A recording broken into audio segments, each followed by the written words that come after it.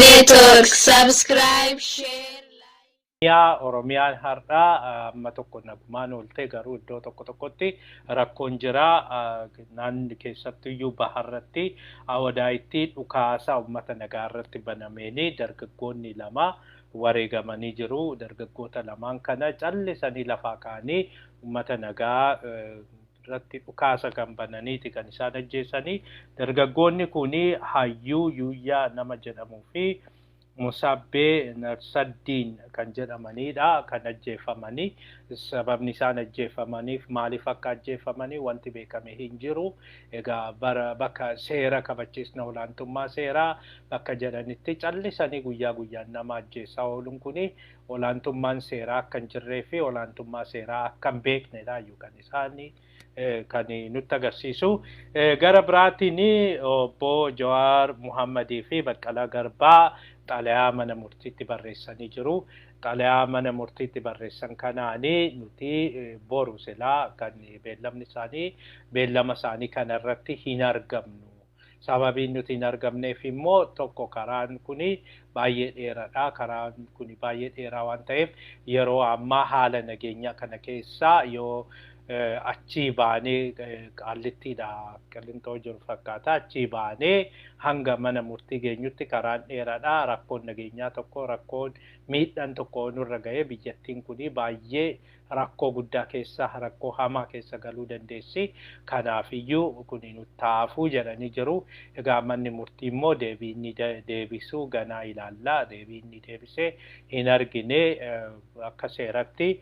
Isaan yoo dhiyaachuu danda'anillee bakka bu'oonni isaanii abukaatoon isaanii deemee ilaaluu ni danda'a. Garuu haalli biyyattii keessa biyyattiin irra jirtu baay'ee rakkisaadha. Kana silaa yeroo akkasii kanatti yeroo rakkoo yeroo cinqii kanatti namoota akkasii kana mana hidhaatti guranii achiin booda wajjin rakkachuun barbaachisaan turre. Walumaa galatti biyyattii sana rakkoo keessaa baasuudhaaf duraan dursee namoota ciccimoo namoota biyyattii sana gumaacha guddaa fiduu danda'an akka Jawaarii fi Baqqalaa Garbaa kanaa gara fidanii silaa wajjin mari'atanii warri hundumaayyuu karaa haasawaa jalqabanii marii jalqabanii ilaaf ilaameedhaan dubbiin kun xumuramuu qabaa ture. Abiyyi keenya garuu kana waan hin beekneef egaa duruma waan itti duucheef waan kana hin barbaadu. Kanaaf egaa dikteetariin yeroo hundumaayyuu nama isa of biratti arguun barbaadu, nama of biratti ilaaluun barbaadu. Kanarraa kan ka'e kan namoota kanas sababa barbaadee hidhee. Egaa oolmaa Oromiyaa keessaa inni sadaffaan waan dhugaa nutti hin fakkaanne tokko kan jiru. Wallagga dhiyaa keessatti uummanni Amaaraa marfamee jira kan jedhu miidiyaan Abbaay tokko baasee jira. Iddoon isaan itti marfame uummanni kun itti marfame kan jedhu immoo naannoo Baabboo jedhamutti. Haa ta'u garuu wanti kun dhugaa nutti hin fakkaanne waan ittiin amma sababa barbaadanii Oromoo maqaa balleessuudhaaf godhanii duraan dursee wanti nama amansiisne. Achi bulchaa gandaatu bilbilee nutti mee jedhanii bulchaan gandaa miidiyaa Guraagee kanaa miidiyaa Abbaay jedhamu kanatti kan inni itti himuuf sababuma inni itti himuuf hin qabu tokko bulchaa miti. Bulchaan naannoo sanaa yoo rakkoon jiraate rakkoon nageenyaa jira jedhee zooniidhaa yookiin naannoodhaaf bilbila yookiin poolisiidhaa bilbilaa poolisiin ibsa kenna malee lafumaa ka'ee miidiyaa tokkotti waan akkasii waan himu. Waan bilbilu nutti hin fakkaatu waan hin fakkaannes yooma jedhe iyyuu immoo miidiyaa sana wanta adda godhu jiru miidiyaan biraatti bilbiluu ni danda'a. Yeroo tokko tokko egaa hojii yookiin ofii isaaniitii rakkoo tokko uumuudhaaf barbaadanii rakkoon tokko akka uumamu barbaadanii naannoo sanii nama beekanitti bilbilanii ani bulchaa gandaatii akkas akkasiin jedhamaa jedhanii akka jedhu godhanii waan fake news akkasii wayii hojjechuun ni danda'ama. Hundaafiyyuu egaa wanti jiru kana garuu nuti naannoo sana bilbilee hin qulqulleeffanne wanta jirus hin barree garuu wanti arganne kun nu amansiisu waan dideefi akkasumatti isinitti himne. Egaa oduun keenya lammaffaan Oromiyaa isa kana fakkaata. isa sadaffaatti deemna. Isa sadaffaatti gaafa deemnu inni jalqaba waa'ee araaraati. Waa'ee araaraa kanarratti duraan dursee araara kanarratti mootummaan gamtaan Awurooppaa yaada tokko dhiyeessee jira. Gamtaan Awurooppaa yaadni har'a ibsa ejjennooti. Yaada yoo hin ta'in ibsa ejjennoo baasee jira. Ibsa ejjennoo gamtaan Awurooppaa baase kanaanii mootummaa baay'ee balaaleffateera. Gamtaan kuni waan qabxii 22 kan inni baase. Qabxii 22 inni baase kanaanii akka jedhutti isaan kana qabxii gurguddaan nuti keessaa qabanne akka qabxiin inni tokkoffaa deplores the loss of life and the killing of innocent civilian and the extrajudicial killing isa kana hin balaaleffannaa jedhee calls on Ethiopian neighbors Eritriyaan waraana kana keessa akka baatu waraanni kun akka dhaabatu namoonni hidhamanis akka hiikamanii kanneen gaafatee jira. European Unioniin egaa paarlaamaan isaa suni kaleessa akka mari'achaa ture isinitti himeen ture kaleessa mari'atanii hundumtuyyuu yaada isaanii ibsatanii tokko Abiyyi irraa Nobel Prize inni argate kuniyyuu haa mulqamu irraa fudhatamu jedhanii gaafachaa turanii kaleessa isin dhageessiseen ture.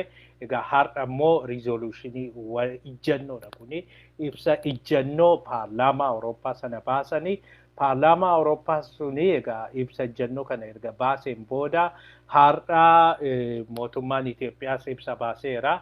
Ibsa kana karaa oduu himaa dhimma biyya alaa Itoophiyaa kan ta'e Diinaa Muftiiti kan waan kana dubbate. Diinaa Muftii akka jedhetti gamtaan Awurooppaa dhimma Itoophiyaa keessa galuu barbaada. Kuni dhimma birmadummaati. Biyya keenya keessatti akka barbaanne goonaa, nama barbaanne ajjeesnaa, nama barbaanne fannisnaa, nama barbaade akka jiraatu eeyyamnaa. Kanaaf dhimma isin galchuun qabu. Kuni dhimma birmadummaati jedhee jira. Kana durasi Abiyyi kuni dhimma birmadummaati isin hin galchuu waan kana keessa galuu hin qabdanii waan kana keessa dhimma isin ilaallatu miti jechaa ture. Haaluma kanaan egaa gamtaan Afrikaatis namoota ergatee jira. Akkuma isinitti hime Ramaphosaanii namoota sadeen tokko ergateera. Ergamtoonni kuni har'a Abiyyiin mari'atanii jiru. Abiyyiin akka mari'atanitti yaadni marii sadii akka dhageenyetti keessaa yaadni marii kuni tokko waraannichi ammuma kana haa dhaabatu. Waraanichi kuni dhaabate achiin booda waraanni erga dhaabateen booda gara mariitti haa galamuu jedhaniiru. Inni lammaffaa waraana kana eenyutu eegale kan jedhu kuni qaama bilisa ta'een haa qoratamu. Isini isaantu eegalee duuban waraananii keessattuyyuu achi izii kaabaa sanaa itti marsanii kaan ajjeesanii kaan maali godhanii kan jedhan sana. Kanaaf isaan immoo isaantu waraana nurratti labsee jedhanii jiru. Kanaaf dhimmi kuni yaa qoratamu jedhanii gaafatanii jiru. Gama biraatiin immoo inni sadaffaa qabxiin sadaffaa ummata nagaatii fi gargaarsii fi of eeggannoon akka godhamu jedhanii jiru. Egaa Abiyyi jara kanaanii ofii isaatti Abiyyi akka jedhetti nuti hin fudhannu waan araara jedhamu ammatti hin fudhannu jedhanii jiru. Haa ta'u malee akka jedhanitti kanarratti kan kaase isaan kanaan namoota sadeen kanaan wanti inni jedhe karaa keessatiin wanti dhaga'amu isaan lamaan kanarratti waraanni haa dhaabbatuu fi waraana kana eenyutu jalqabee ani waan ofii kootiin murteessuu miti. Kana warra kaan wajjin mari'adheen akka jirutti gooftota isaa wajjin keessattuyyuu warra bilchiginnaa Amaaraa wajjin mari'adheeni achiin booda isinitti himaadha. Kan Oromoo otoo jennu kana keessa hin jiran amma tokkoon iyyuu mari'atamaa hin jiru. Namni adda dureedhaan of dura qabanii deemanii fi waraana kana hin geggeessa jedhani Baacaa Dabalee qofaadha. Baacaa Dabalee si'aayinaan itti hirmaachaa jira. Otoo jennu maaliif akka ta'e nuun galu garuu maybe yoo consciousness qabaate gaabbee fakkaata yookiin aarii fakkaata. Nama kana ilaala aarii ta'uu mala kan jennee kaasnu duraan dursee bara 1971 wayyaaniin booji'ame achi gaafa booji'ameeru saayinii faa agarsiisaa turanii waanuma gaarii hin kennineefii ture. Iddoo gaarii hin kennineefii ture. Achirraa kan ka'ee booddeerraa sagalee gaarii qabaa. Hin sirbaa achi nama kakaasaa achi jedhaniit booddeerra immoo garuma militarii fidanii waraana jalqabee achi OPDO jedhamu kana gaafa aadeetitti hundeessanii isaa tokko kan waamanii aadeetitti gaafa waamanii hundeessanii namoota baay'ee waamanii namoota baay'ee keessaa hedduun isaanii didanii nuti abaa'oonii gara Wallaggaatiin lolaa jira abaa'oo waan jiruu fi dhaabni Oromoo waan jiruu fi dhaaba Oromoo biraa hundeessuun hin barbaachisu jedhanii jalqabarra didanii jennaani namoonni shanan kuni Baacaa Dabalee, Abbaa Duulaa Gammadaa, Kumaa Dammaqsaa akkasumas Ibrahim Malkaa, Yoonaataan Dhibbasaa isaan kun shananii hundeessanii isaan keessaa warri haga dhumaatti keessatti hafee sadeen kana Baacaa Dabalee, Abbaa Duulatii fi Kumaa Dammaqsaati kan haga dhumaatti keessatti hafee warri kun jalqabumaayyuu bahe Ibrahim Malkaayi biyya Oromiyaadha hin taane bakka dhibbatti ciccittuu hedheetii dubbate yeroo sanitti hunda caala garuu warri Amaaraa dhuguma warri Amaaraa bi'aadeen har'a fokkoran kuni lola dadhabanii achiin cabsaatoo dargii Gojjam keessaa baasaa jennaan achi cabsuu dadhabanii jennaani warri kuni Abbaa Duulaa fi Baacaan asii ce'anii karaa Gojjam keessaa loltuu dargii kana cabsanii baasanii achi Gojjam nutu bilisa baasee jedhee gaafa dubbatu Ibrahim Malkaa isaanii akkam akkas jettaa nuti uummata Amaaraatiif qabsoofnee maal jedhanii achiin booda akka ari'amu godhanii achi Baacaa Dabalee egaa jidduutti hafee jidduudha hafee adda dureedhanii abaa'otti kan duule isaa keessattuu Harar keessatti uummata Harargee hedduu fixe yookiin ficcisiise namni jedhamu isa kana lammaffaa jarri lamaaniyyuu fakkeenya fi daraaraa kafanii fa'aa ajjeesisuu keessatti gahee guddaa qabu jedhu booddeerra egaa kunitti dhagaamee fakkaata gaabbii qabu ture gaabbii kana karaa garaagaraatiin argisiisu fakkeenyaaf anumaan Baacaan gaafa tokko otoo waa'ee gadaa beeka ta'e yeroo sanii OPDO akkasitti hundeessinu OPDO'n sagantaa siyaasaa isaa keessatti dhimma gadaa waan tokko hin dubbanne silaa akka galuu hin goonaa ture. Lammaffaa akkasitti nun ergatanii ture jechaa ture. Haala kanaan egaa waan tokkos waan gaarii waan hojjete qaba. Fakkeenyaa fi Alii Birraa gargaaruudhaanii OPDO'n mataa isheetiin Alii Birraa gargaartee lafaa konkolaataa mana akka argatu goosisee jira. Sanaan alasii barreessaa keenya jaalatamaa Sheek Muhammad Rashaad waggaa 3 olii mana Baacaa Dabalee jiraachaa turanii asiinis gargaaranii jiru. Barattoota tokkos Boorana keessatti barattoota 600 ol gargaaraa ture. Kuni waan gaabbee waan Oromoo irratti raawwate sana akka deebisee uummata Oromoo gargaaru godhee fakkaata. Nutis gadaa UNESCOtti galmeessuu irratti nu gargaaraa ture. Achiin alaa egaa amma wayyaanitti kan inni akkas duuluu fi isintu uummata kootiin walitti nanaqee isintu uummata koo akkan ajjeesisu godhee jedhee ta'uu mala. Egaa haaloo kana bahuuf mala. Amaarris kan hunduma caala kan kana godhaniif isaa fi egaa walumaa galatti namni Oromiyaa keessaa amma adda dureeni waan kana deeggaree deemu kana malee warri kun afaanumaa jirra jedhu malee qalbiidhaan akka achi hin jirredha. Shimallis Abdiisaa dabalatee qalbiin akka achi hin jirredha kan dubbatamaa jiru. Warri Amaaraa baay'ee mufataniyyuu Oromiyaanii sangaa gaafa erguu nuti ijoollee keenya maal fakkaattu erginee wareegaa jirra. Isaanii sangaanii wayyaanee mo'achuu barbaadu. garaa keenya guutanii otoo sangaa isaanillee nyaatanii ijoolleen keenya achitti qalamaa jiru jedhanii waan baay'ee keessan dubbachaa jiru jedhama. Haala kanaan egaa wanti araaraa kuni waan danda'amu hin fakkaatu.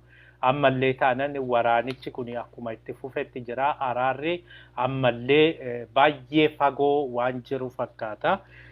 Akka jedhanitti egaa araarichi dhiyumatti hin ta'u. Haa ta'u malee galgala kanaa Antonio Guterres itti gaafatamu yookiin dura taa'anii mootummaa gamtoomanii Abiyyi ergamtoota Afrikaa Yuuniyeenii kanaa simachuun isaa baay'ee gaariidha. Inni nutti tolee jira. Akkasuma dafanii araara kanaan akka xumuranii gaafadhaa jedhee jira. Lammaffaa Jarmaniinis dheekkamsa wajjiniin akeekkachiisa kennitee jirti.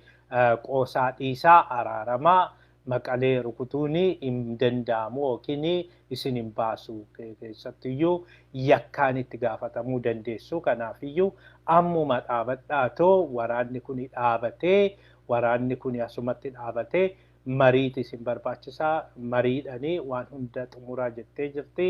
Garuu Abiyyi kanas waan dhaga'u hin fakkaatu. Maqaleen tarii rukutamtee jennaan Maqalee hin qabanne jedhanii deemanii jennaan akka jedhanitti naannoo Maqalee san baay'ee sodaachisanii jiru. Afaan isaaniitiinis Abiyyis haa ta'u namtichi Dajanee jedhamu suni tokkooyyuu dhiifama tokko hin jiru. No mercy jedhee jira. Miidiyaan addunyaa hedduun kana jala sararanii dubbatanii no mercy kuni namni tokkooyyuu du'ee jennaani sababa kanaaf no mercy jedhanii jiru jedhaniiru. Kanaaf Maqaleen gaafa qabamtu namni baay'ee miidhamuu danda'a jedhanii waan yaadaniif yoo kuni ta'ee gara yakka waraanatti lakkaa'amee Abiyyi himatamuun isaa hin oolle. Kanaaf inni guddaan Maqalee gaafa qabatee otoo qabachuu baate haala kanaan mari'ataniirra gaariidhaa jedhanii jiru. Warri kun garuu keessattiyyuu warri Biltsiginnaa Amaaraa fi warri Abiyyi jibban hunda caalaa waan kun akka dhaabatu barbaadan. Isaanii inni itti duulee jara sana akka barbadeessu hin barbadeessa jedhanii waan amananii fi akka barbadeessu lammaffaa akka maqaan badus barbaadu. Akka himatamus barbaadu. Akka waan hundumtuyyuu isaa milkaa'u otoo hin ta'in hin milkoofne fi akka walumaa galatti dadhabee harka isaaniitti kennatee achiin booda isaan aangootti dhufuudha kan isaan barbaadanii. Egaa haala kanaan itti adeemaa jiru. Kuni egaa yoo namoonni isa jibbanii fi wantichi asitti dhaabachuun qabuu jedhu deemee Maqaleetti nan gala jedhu. Maqalee qabate jechuun mo'ate jechuun miti. Warri achi socho'anii iddoo biraa waan jiranii fi waraanichi guyyaa lama guyyaa sadii torban lama otoo hin ta'in waggaa lamattiyyuu kan xumuramuu miti. Achi dandamatanii ka'anii biyyattii kana guutumaan guututti barbadeessuu danda'u isaaniyyuu. Biyyattiin bittinnaa'uudhaaf deemaa jirti. Qarqara bittinnaa'utti jirti. Yugoslaaviyaa arginee jirra. Eritiriyaan akkasitti baddee. Somaaliyaan akkasitti gargar baate. Suudaanii keessatti Suudaaniin kibbaa Suudaanii kaabarraa kan cittee balaa kanatti tokko tokko mo'achuu dadhabuu isaatiin. Yeroodhaaf tokko olaantummaa qabachuu danda'a, argachuu danda'a, tokko immoo olaantummaa argachuu danda'a. Dhumni isaa garuu faayidaa hin qabu. Ammaanichi uummanni Tigraayis dhugumaayyuu uummata Itoophiyaa kana amanee Abiyyi amanee yookiin mootummaa jiddugalaa keessaa gahee qabna, iddoo qabna jedhaniiyyuu nutti amananii deebi'anii biyya ta'uun isaanii mamaadha jedhanii kan dubbachaa jiranii. Egaa wanti jiru kanuma oduun keenya har'aa isuma kana. Waan nu dhaggeeffattaniif galatooma. Boruu sa'a wal fakkaatuun oduu garaagaraatiin hanga wal arginutti nagaan bulaa. Kan ispoonsara nu godhe African Light Book and Coffee Shop hin galateeffannaa. Kunoo asirraa argattu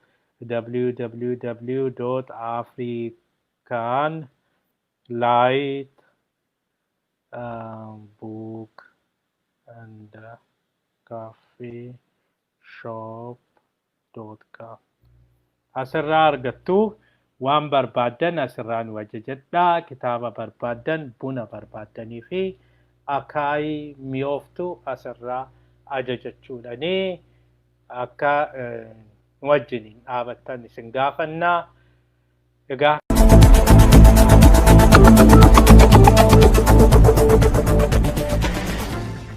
Hero Media Network. Subscribe, share.